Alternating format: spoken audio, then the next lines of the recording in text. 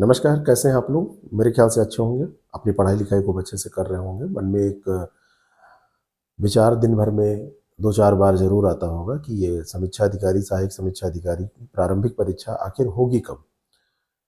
क्योंकि आयोग ने जब कैलेंडर जारी किया तो उसमें पेपर की डेट दी नहीं है। हम लोग अनुमानतः आपको बताते हैं और अनुमान भी इस तरीके के लगाते हैं कि कुछ आपका नुकसान ना हो, अहित ना हो, है ना?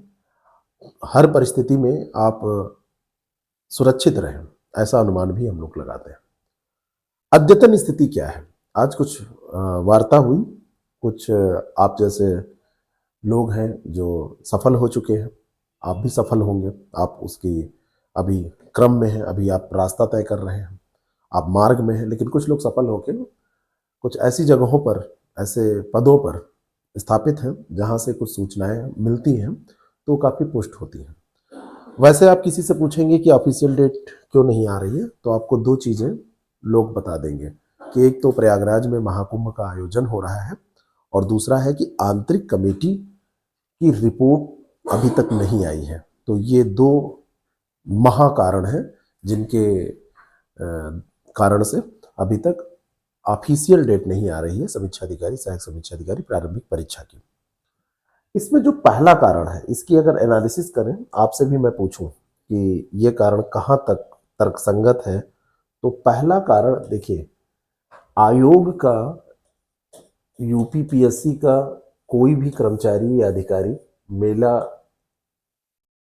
परिक्षेत्र में कम से कम ड्यूटी में तो नहीं लगा हुआ है। पहला कारण, बहुत ज़्यादा तिथि घोषित करने में इससे प्रभाव नहीं पड़ता। दूसरी चीज़ यहाँ पर है कि प्रयागराज में भी पेपर होना है, लेकिन प्रयागराज में ये पेपर अभी मार्च तक तो होना नहीं है, कम से कम अप्रैल तक का तो समय है। तो होना है तो प्रथम संभावित तिथि 27 अप्रैल की है। तो वो भी बहुत समझ में नहीं आता है कि हाँ, बिल्कुल कोई कुछ कह नहीं सकता, लेकिन कुछ हद तक यहाँ पर ये बात समझ में आती है कि बाकी सारे लोग लगे हैं, तो सेंटर की रिपोर्ट किससे मांगी जाए, किससे पूछा जाए। जैसे वैसे जिला अधिकारी जो होते हैं, जिला अधिकारी को आयोग सूचित कर देता है, अवगत करा देता है, और आयोग के अवगत कराने के उपरांत जिलाधिकारी महोदय समस्त विद्यालयों की सूची और ये जो भी कार्य आगे होने हैं उनको उनका प्रबंध करते हैं। इसमें पूरा प्रशासन लगता है, ऐसा नहीं है। लेकिन ये चीज़ केवल प्रयागराज के साथ है और किसी के साथ नहीं है। बाकी पूरा प्रदेश जो है, जहाँ जहाँ परीक्षाएं होनी है वैसा नहीं। लेकिन ये कारण बनता है, ये कारण नहीं बनता है कि यूपीपीएससी के कर्मचारी खाली नहीं है, वहाँ के अधिकारी खाली नहीं है। ये कारण बनता है, थोड़ा सा प्रभाव, तनिक प्रभाव तो इससे पड़ेगा। लेकिन एक विशेष कारण है जो है आंतरिक कमेटी की रिपोर्ट का अभी तक ना आना। आंतरिक कमेटी की रिपोर्ट भले ही नहीं आई है, लेकिन वास्तविकता से अवगत लगभग सारे लोग हैं, आप भी हैं, मैं भी हूँ और अन्य लोग भी हैं, अन्य अभ्यर्थी भी हैं, कि ये रिपोर्ट क्या होगी। लगभग ये सुनिश्चित हो चुका है कि जो पेपर होगा, उस पेपर में 2-3 चीज़ें तो बिल्कुल क्लियर हो चुकी हैं कि इस पेपर में अब नॉर्मलाइजेशन की स्थिति आयोग नहीं आने देगा, नॉर्मलाइजेशन के मुद्दे पर, क्योंकि इतना विरोध प्रदर्शन हो चुका है कि नॉर्मलाइजेशन नहीं होगा। कहने का मतलब है 1 शिफ्ट एग्जाम होगा और 1 शिफ्ट एग्जाम होने के बाद नॉर्मलाइजेशन की स्थिति नहीं रह जाएगी।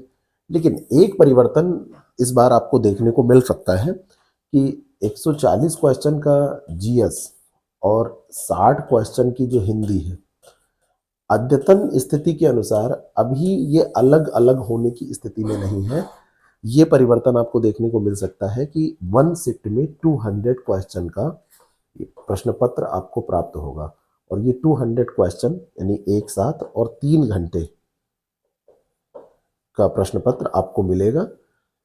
200 मार्क्स का होगा, मार्क्स भी 200 होंगे और एक साथ होगा। ऐसा क्यों आयोग करेगा? इसके कुछ कारण हैं।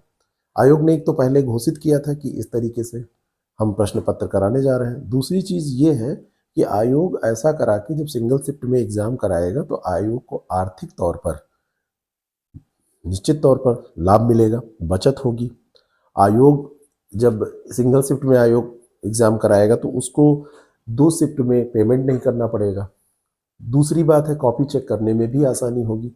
एक ही OMR जो है वो चेक होगा और उसी में हिंदी और GS दोनों चेक हो जाएगा। उसके लिए अलग अलग स्कैन नहीं करना पड़ेगा। ठीक है, तो आयोग इसके पक्ष में है अभी तक की अद्यतन जानकारी के अनुसार। यानी कि पुराने प्रतिरूप पर परीक्षा तो होगी, पैटर्न वही रहेगा, लेकिन इतना परिवर्तन आपको देखने को मिलेगा कि प्रश्न पत्र एक हो जाएगा। 2 प्रश्न पत्र अलग अलग सुबह और शाम मीटिंग में ना होके एक ही बार में एक प्रश्न पत्र हो जाएगा। बाकी सेंटर को लेके कुछ लोग बात कर रहे थे, क्योंकि आप लोगों से मैं कहता हूं कि जो भी आपकी समस्याएं हो उनको कमेंट में पूछ लिया कीजिए। तो कुछ लोग कमेंट में पूछते हैं, कुछ लोग मुझे इस नंबर पे मैसेज कर देते हैं, है ना। ये नंबर हम देते हैं, बताते हैं आपसे कि कोई भी कोर्स की जानकारी लेना हो या कोई भी आपको समस्या हो, कोई चीज़ जाननी हो तो आप पूछें, तो लोग ज़्यादातर इस पर मैसेज कर देते हैं। तो अब ये जो है ये 200 नंबर के पेपर के लिए तैयार रहिएगा। ठीक है, ठीक है, आप जैसे प्रैक्टिस कर पाए वैसे करें, कोई दिक्कत नहीं है। अगर साथ साथ होता है तो इसमें कोई समस्या नहीं है ना। और अगर अलग अलग होता है तब भी कोई समस्या नहीं है। अद्यतन स्थिति यही है कि ये आपका ऐसे होगा। अब दूसरी बात है कि संभावित तिथि क्या मानकर पढ़ें। अभी तक जैसे मैं बार बार कहता आया हूं कि 27 अप्रैल आप मान के पढ़िए। कुछ लोग कहते हैं कि नहीं ये जून चला जाएगा, है ना। मेरा मानना है आज तक की जो बात हुई है उस बात में ये है, जो लोग सेक्रेटरिएट में हैं, सचिवालय में हैं, उनका मानना ये है कि यहाँ पर वैकेंसी क्योंकि रिक्त है तो पदों की रिक्तता के कारण कार्य प्रभावित होते हैं। यहाँ से एक दबाव बन रहा है आयोग के ऊपर कि एक लंबे समय से, क्योंकि ये विज्ञप्ति कब की है 2023 की, और तब से ये क्योंकि निस्तारित नहीं हो पाई है तो अब इसको भरा जाए, तो आयोग के ऊपर एक दबाव है। और इस दबाव के कारण 2-3 चीज़ें होंगी। एक तो आयोग सबसे जो नज़दीकतम, सबसे ज़्यादा जो नज़दीकी तिथि होगी उस पर परीक्षा कराएगा। तो 27 अप्रैल मानकर आप पढ़ें, और जून आप ना माने। अगर जून में होता है तो बात अलग है। मई में भी 2 तिथियां हैं, एक 5 और एक 11 है, 4 या 11, 5, 11 जो भी 2 तिथियां हैं। तो मई के प्रथम और द्वितीय सप्ताह में ये तिथियां भी आप मानकर चल सकते हैं। लेकिन सबसे जो नज़दीकी तिथि है वो 27 अप्रैल है, तो मेरे अनुसार यही मानकर आप चलें। ठीक है, क्योंकि ये दबाव जो बनेगा, ये प्रेशर जो बनेगा, इस प्रेशर के कारण आयोग जल्दी से जल्दी इसको निस्तारित करेगा। और जैसे ही ये 27 अप्रैल को प्रीलिम्स पेपर होगा, इसका रिजल्ट भी जल्दी आएगा, विद इन मंथ, है ना। विद इन मंथ आप मान के चलें कि इसका रिजल्ट आ जाएगा। और विद इन मंथ जैसे रिजल्ट आएगा तो इसका मेन एग्जाम भी जो होगा वो बहुत लंबा समय नहीं जाएगा। फिर मैंने एक वीडियो में आपको वो तिथि बताई थी। कहने का मतलब है अगर अप्रैल में हो जाता है तो मई, जून, जुलाई में जो 2 तिथियां आ रही हैं, है ना, जुलाई महीने में ही है, तो जुलाई तक आप मेंस के लिए तैयार रहिए, है ना। और इसकी कॉपी फिर बहुत जल्दी चेक की जाएगी। कुल मिलाकर अंतिम बात यह है कि इसी वर्ष इस वैकेंसी को निस्तारित करने का कार्य किया जाएगा, पूर्ण करने का कार्य किया जाएगा। तो इसके लिए आपको तैयार रहना चाहिए। अब मेंस वही लोग दे जब पाएंगे जो प्रीलिम्स पास करेंगे, और प्रीलिम्स वो लोग पास करेंगे जो प्रैक्टिस करेंगे, है ना। आप कहीं से भी करिए, हमने एक शेड्यूल बना के आपको दिया है। उस तरीके से पूरे पाठ्यक्रम को आप एक बार कवर कर लीजिए, उस तरीके से आप पूरे पाठ्यक्रम को देख लीजिए, रिवाइज कर लीजिए, प्रैक्टिस कर लीजिए, अभ्यास कर लीजिए। अगर आपको चाहिए कि नहीं हम पढ़ नहीं पाते हैं तो आप इस क्रैश कोर्स में जुड़कर तैयारी कर सकते हैं। इससे संबद्ध होके आपके पूरे पाठ्यक्रम का एक पुनरावलोकन तो अच्छे से हो ही जाएगा, अवधारणात्मक समझ भी विकसित हो जाएगी, प्रश्नों का उत्तर कैसे दिया जाता है ये भी आपको समझ में आ जाएगा।